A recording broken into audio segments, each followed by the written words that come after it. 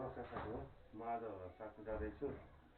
आज एउटा चाहिँ भ्लग बन्न गइरहेको छु। साथी पनि कोठा एउटा खोज्नु पऱ्यो 15 दिन बस्नको लागि, त्यही भएर जाँदैछु। र अगाडिको कुरा अब बाटोमा भेट्दै कुरा गरौँला। हस् त अहिलेलाई साइकल यही हो। अब म तयारी भएर निक्लिएको छु। ल अब अगाडि अब एक्लै पुग्नुपर्ने बाध्यता आएको छ, त्यही भएर अब यो बाटो लाग्दैछु। अब हेरौँ कति घन्टामा साखु पुगिन्छ। अहिले म अलि माथि आएको छु घरतिरै। अब जाँदैछु। अब यहाँबाट लगभग म्याक्सिमम 1 घन्टा त लाग्छ होला जानलाई। यहाँ फेरि अन्डा क्रेट कारखाना बनाएको छ।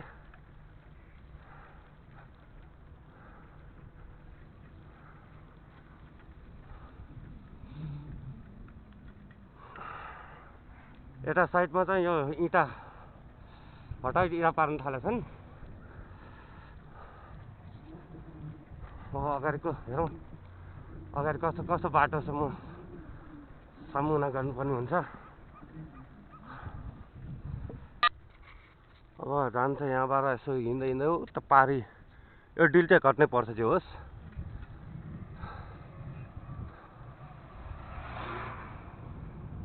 यता चाहिँ बाटो दामी छ यार। अब तर बिचमा कच्ची रोड समाउनु पर्ने हुन्छ। मैले जाँदा यो बाटो हुँदै त्यो गाउँ पुग्दै निक्लिनु पर्ने हुन्छ।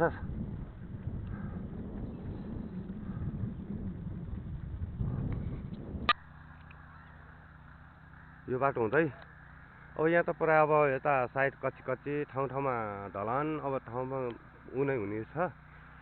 अब हेर्दै जाउँ अब यहाँबाट यो रोड जाँदा कति बेला चाहिँ पुगिन्छ भन्ने कुरा हो। म्याक्सिमम मलाई त 1-1.5 घन्टा लाग्ला जस्तो छ। अब हेर्दै जाउँ। अब यहाँबाट उकालो चढ्नुपर्ने भयो साथी। ढलान छ त्यो पनि ठाडो उकालो भएर हो कि अलिकति चढ्दैन। त्यही भएर यहाँबाट पैदल यात्रै सुरु गरेको छु। यही हो, यो चाहिँ खास पनौतीसम्म पुग्ने बाटो हो यो।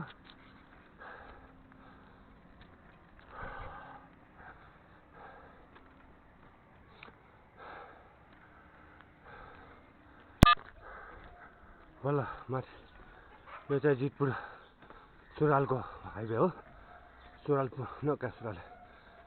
डनकोट पुग्ने बाटो आइपुगेको छु। यो बाटोबाट नर्को जान सकिन्छ। मलाई चाहिँ पूर्व होइन पश्चिम हिँड्नुपर्छ। यता हिँड्नुपर्ने भयो। अलि पर पुगेर फेरि ओह्रालै आइपुग्छ भने चाहिँ अब यो बाटोबाट हिँड्नुपर्छ। हेरौँ वहाँ तलसम्म त बाटो रहेछ, वहाँबाट फेरि गोरेटो, त्योभन्दा पर हेर्नै पर्छ कस्तो हुन्छ। अब यो ओह्रालो बाटो ओर्लिन्छु म।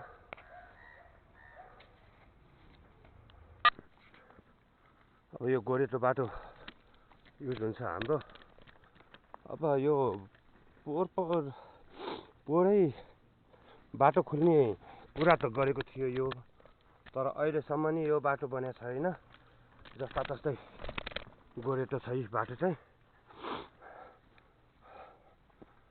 अब एउटा हातले क्यामेरा समाउँदै अर्को हातले साइकल डोराउनु परेको छ। र अर्को कुरा अब यहाँबाट टेलिकोट म्याक्सिमम धेरै होइन, त्यस्तै 20 मिनट जति अझ हिँड्नु पर्ला। त्यो पारी कुना हो टेलिकोट चाहिँ। अब साखु जाने बाटो त यही हो। अहिलेसम्म गोरेटै छ। कता अहिले बाटो पनि भत्किरहेको रहेछ। अब यो बाटो लागौँ। यो चाहिँ पूर्ण रूपमा नर्कोट हाइवे हो। यतिको बाटो हुनुपर्छ क्या बाटो चाहिँ। अब अघिसम्म म खल्टाखुल्टी हिँडिरहेको छु। अब अहिले चाहिँ पिच छ। धेरै टाइम लाग्दैन साखु पुग्न मलाई।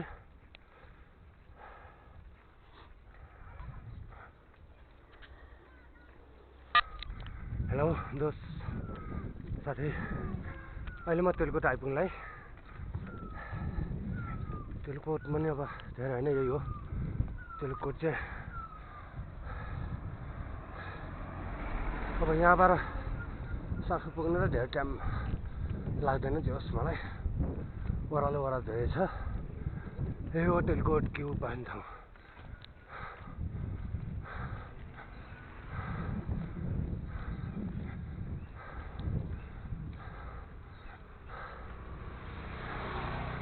अनि यहाँबाट चाहिँ हामी अब जानलाई चाहिँ उत्तर हेरेर जानुपर्छ अब फेरि।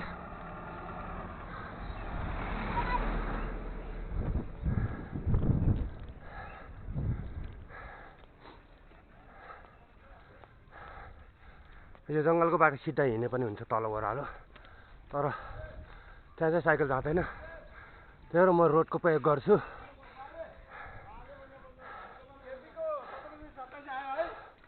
हो यहाँबाट साखु पुग्न 20 मिनट जतिमा जो साखु पुग्छु अब म। यो बाटोबाट लाग्नुपर्छ। अब यहाँबाट ओह्रालो मात्र छ है साथी। हेर्नु गाइस, बाटो चाहिँ सुनसान छ है। यो एक्लै हिँड्दाखेरि चाहिँ अलिकति होसियार भएर हिँड्नु पर्ने हुन्छ यो बाटो। तर म चाहिँ साइकलमा हिँडेको छु, त्यही भएर त्यति उ छैन। बाटो यही हो, जङ्गल हो। अब जङ्गलको बाटोमा जे पनि हुन्छ। ल हेरौँ, अब लागौँ हामी ओह्रालोतिर। अहिले म ठ्याक्कै तेलकोटको यो जङ्गलमा आइपुगेको छु। अब यहाँबाट साखु पुग्नलाई धेरै टाइम छैन।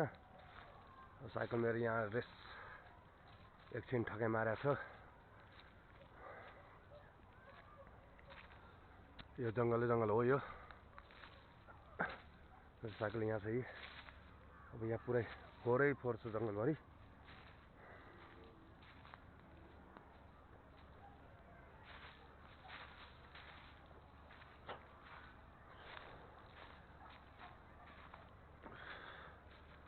पुरै जङ्गल छ यहीँ। अब यो जङ्गलबाट म रोड हुँदै अब साखु पुग्छु। साखुमा हेरौँ कोठा कस्तो मिल्छ, अनि त्यहाँबाट फेरि घरै फर्किन्छु म।